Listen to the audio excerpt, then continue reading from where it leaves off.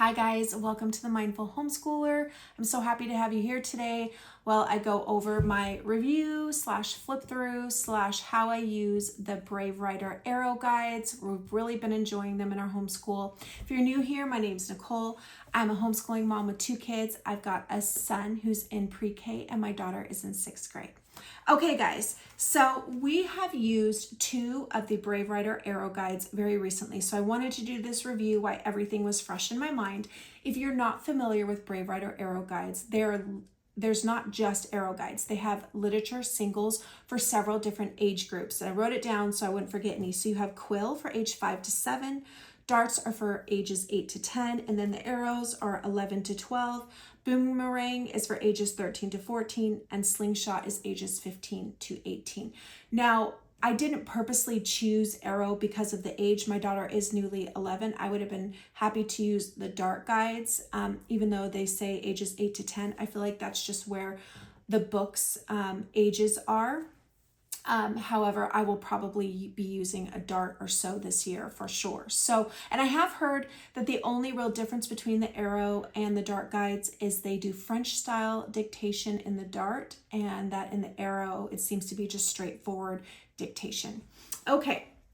So let's talk about what's included in these. This is not your traditional book guide. This is going to be taking 4 passages out of the book, 1 passage for each week, and it's going to be teaching you grammar, punctuation, literary elements using those passages. You're going to have a writing assignment, you're going to have copywork and dictation, and you're going to have a list of big juicy questions, which are their reading comprehension questions, but to me, they're very critical thinking questions, very Socratic. I really, really do enjoy their questions. They don't have a ton of them, maybe 10 of them for the whole novel, but they really do pack a punch. So what I really enjoy about the way that Brave Writer teaches is I feel like this is grammar for writers, because it's taking all the concepts of grammar, it's taking the punctuation and the literary elements, and it's showing the children how it's actually used in a book and why.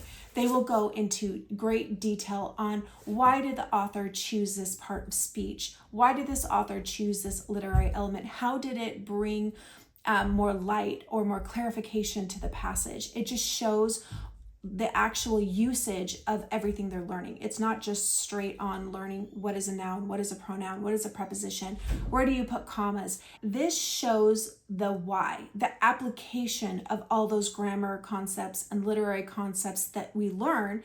This is showing the children how it's used and why it's used. They're going to explain in a passage why an ellipsis was used here, why a pronoun was used here, why a certain punctuation was used to emphasize a feeling, why italics were used. There's just so many different things that are being shown that you may think your child knows, but I was very surprised at the things I thought my daughter knew as a 6th grader that she just didn't. And she might have learned it at one point, we just haven't revisited it enough. So that's where I feel like Brave Writer really comes in, is this is taking all the concepts that my daughter has learned and it's showing her practical application of it. And it's really making her think, oh yes, that makes sense why they would use this here. And I think it's really going to help strengthen her skills as a writer, because she's really going to understand how grammar really does directly apply with writing. So do I feel like I could use just this and have no other grammar instruction? I'm sure you could. I'm just not comfortable with that. I feel like doing this with Fix It Grammar is a really good combination. I will be using this throughout her years. I don't know if I will do it every single time. I think breaking it up will be really nice for my daughter in particular. She does need to have things differently, but we did do 2 back to back. And after the first one, she didn't want to do any more book studies. And then she said, nope, she wanted to do another arrow guide, and she really does enjoy it.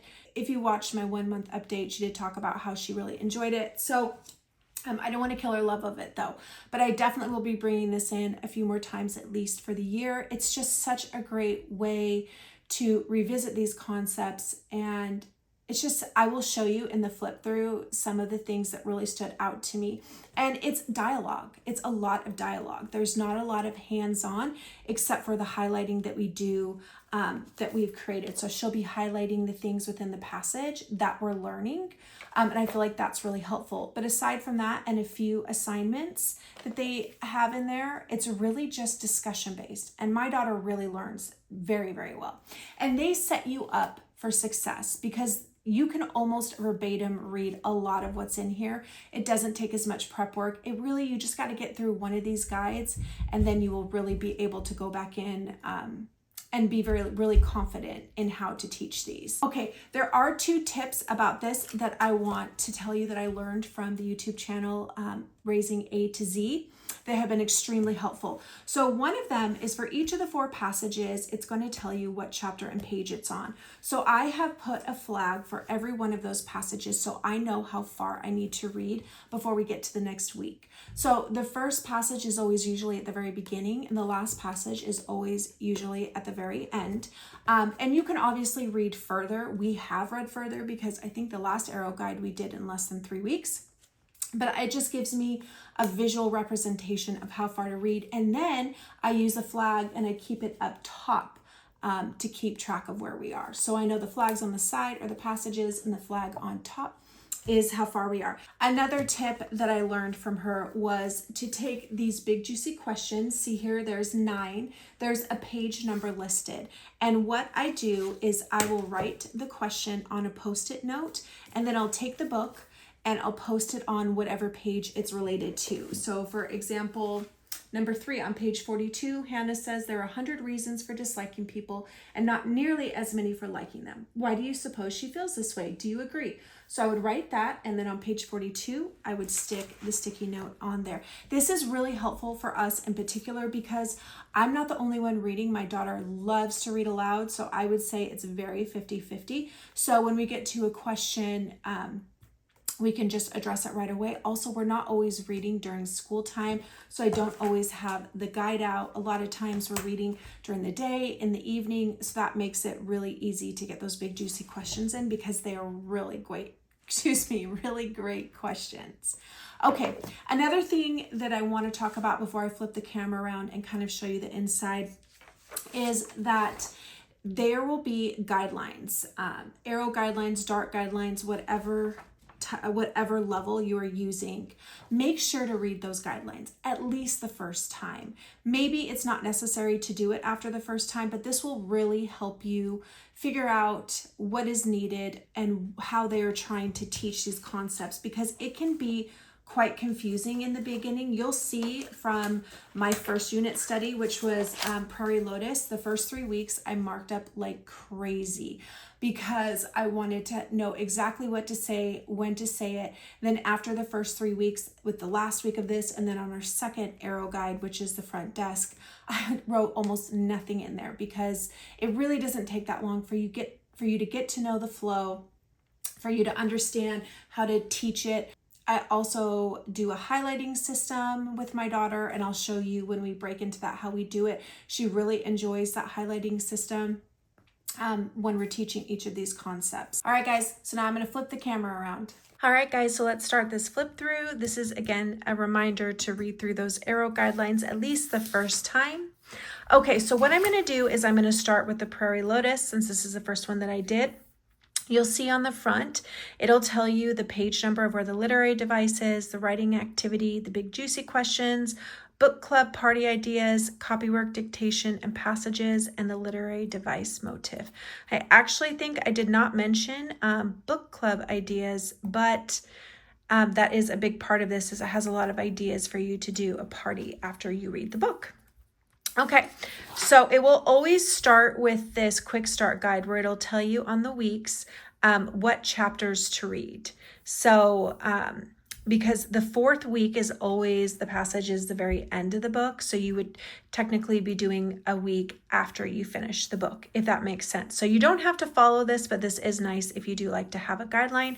And again, it says here, stop and read those arrow guidelines. Now the next page that I didn't include is this 1 week with arrow. And what it is this is just like a check sheet for you if that's what you need, on all the things to do each week to prep, and then the things to do with the kids, and then it gives you some monthly suggestions. This is really great if you need something that you're able to check off and you feel like you're getting everything. This is a great list. Okay. Then it will always give you this spin and spiral. This will be going over everything that is included. You'll see in this one we have sentence fragments, personal pronouns, creating suspense, prepositions, adverbs, idioms, dialogue, compound words, action verbs, and motifs. So also, it will give you this arrow skills tracker so that you can track everything that's included in here if that's something that you would like to do. I do kind of wish I had done that, but... And with every single book, she'll give you a cultural context, which I really do appreciate. And I will kind of do the same thing here. If it tells you like on a certain page to talk about it, I will get my Post-it notes and I'll write it on the Post-it note and I'll put it in the book, just like I did the big juicy questions. And then I always read through this beforehand so that I know when this comes up in the book, I will know what to talk about. Some of this is beforehand, but some of this is during the book. And then she also has this fabulous page, which is stuff to ask any passage and make up your own. And this is questions for you to ask, obviously, with every single passage. And then this is playing and analyzing the passage. So these are things that will really help you go a little further. There will be times where you will want to discuss further, but you won't have any more direction from the guide. And this is some way for you to just do in any passage. And I really do appreciate this. And I'm going to have this printed on every single guide. Okay, so then you start with week 1. It always starts with the passage, and it will tell you here, this was chapter 1 and page 1. And she'll talk about why this passage. And as you'll see, I wrote 1 Emma read paragraph in her book, Emma do copy work. And then I put number 2, I would go over why we read this passage. And after you would do that, generally you would do copy work that first day of this passage. And then I would do what to note. In this particular Brave Writer guide, I did about 3 days per week. In the second one, we really got down to 2 when we got our groove. So how it always starts on what to know is always going to go over your spelling and vocabulary. And what I do is I will say, can you find the word camp in the passage? And at the end of the Brave Writer guide, they will have the passages for your child for you to print out directly, all in one place. So I just printed out week 1, week 2, week 3, and week 4. And as you'll see, this doesn't have what ours does, why this passage. So see, ours has this additional part. Theirs is just a passage itself. Now you will see our highlighting system evolved quite a bit through these 2 guides. Okay, so again, copy work day 1, and then day 1, when we're doing spelling and vocabulary, I would have her find it here, and I would have her read the sentence to me that this vocabulary word was in, and then I would ask her what it meant. If she knew the vocabulary definition, then we would move on. I would also ask her how to spell it. If she didn't, I would have her review that throughout the week. If she did not know the word, then I would have her use that vocabulary word in our School Nest vocabulary notebook. So in here you have lots of different options of things you could do. So I would have her do copy work of the sentence that the word was in, and just pick and choose what I wanted her to do from here. So I really do like having that addition. And I would also have her highlight the vocabulary words. Then it will go on to different things that you're talking about. Now I'm going to move on to the second arrow guide because it's going to be kind of hard for me to show you, because you'll see I have it numbered what to do on that day. So I have day 1, 3, have E read words. What do they mean? E read definitions. And I have 1 do this, 2 do this, 3 do this. And I have it all broken down like that. And it was very helpful in the beginning for me to give me my confidence, but then I just really didn't need it. So when we're going through quotation marks, I would read what they had to say, and I would have her look at it, and we would kind of do whatever activity they had us do and discuss it however they had us discuss it. Like here, capital letters do more than one job in this passage. They signal the beginning of sentences and proper nouns, the names of people and place. Circle each of these instances with your favorite colored pen. Okay, and then this technically was in the front next to cultural context, but because it related to this first week, I wanted to put it here so I remembered. And after you do what to note, you're always going to have how to teach a passage. And I'm going to give you more detail about this in a minute, but you have 2 to 3 pages generally. And so this would be the second day for me. So we would do week 1, we would have her do the copy work, talk about why this passage, and I would do what to note, where we go through the words, and then we go through this with her doing the highlighting. And then the next day, we would do how to teach the passage. And then the third day, they always have a spotlight grammar. This was getting personal with pronouns. And there's usually a couple pages and then an activity that goes along with it. And those would be our 3 days. Now, again, week 2, I would have her do the copy work for this. We would talk about why the passage. Now, and again, I would break down these words. And you can see, like, stealthily, she didn't know what it was. Dismay, she didn't know. So she did put both of those in her notebook. Here she's learning about ellipsis and adverbs and preposition in italics. And when I first went through this, I thought, oh man, she knows these. But having her go through it, having her highlight it, in here where she would highlight it and then she would write what it was. Here's the vocab, here's the preposition, adverbs. Trust me, this got more involved. But even now, and having us talk through it, she knew what it was in theory, but the application of it was completely different for her, if that makes sense. And like, for example, on this, building suspense, this was so cool. Linda Sue Park keeps us on the edge of our seat in this passage. Let's break out our dissecting tools and pick the passage apart and see how she did it. Suddenly, with a single word, we are thrust into action. The adverb suddenly lets us know that things are moving quickly. Hannah saw a movement on her right. What movement? What is happening? We don't know yet. Holding back information creates plenty of suspense. So as you can see, it makes it really fun and really relatable for the kids. Heart thumping. Hannah stayed very still. Can you hear that thumping heart? The author shows us how Hannah feels rather than telling us. So it goes into so much, you guys. I can't even tell you how much it goes on. And then like here with prepositions, preposition are tiny words with a big job. They forge links between words and sentences, letting us know when an action occurred or where an object is. And then she goes in and let's check out the prepositions in this week's passage. Suddenly, Hannah saw movement on her right. Where is the movement happening? On Hannah's right. To her complete dismay, the person headed straight in her direction. Who is the person heading in her direction? So then they'll do an activity for a preposition hunt regarding that. So it may seem childish in some ways, but it's really not, because it's just such a different way for your child to grasp it. And while I had thought of it and said, oh, is my 6th grader too old for this? They're really not. This is seriously such a great way to just like sink that into their brain. And she has pointed out in other books that she's read different things that she's learned in here and like, hey, look, they did this. Hey, look, they did this. And that is where I know true learning is happening, you know? Okay, so now I'm going to actually go to the end of this real quick because I'm going to show you more of this in my non-written on. Okay, so at the end, you have the big juicy questions. These are really great. I really enjoy them. She does say, though, that if your child doesn't connect with the question, don't push it too much. And there were like 1 or 2 that my daughter was like, so I didn't push it on there. Okay, so here's your family book club party ideas. So she'll have like an invitation for you. She'll have a welcome to the party, like how to set up your party. This will talk about the refreshment, and then she gives you a couple pages on activities to do. We did not do a book party for either one of them, and I regret that. And I'm definitely going to try and do that with the next one.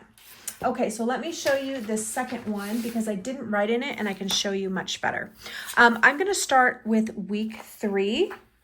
So how I did it as I got more comfortable is I split it into 2 days, and I would always write at the top week 3 day, and I would leave this blank and I would fill that in once I had finished it.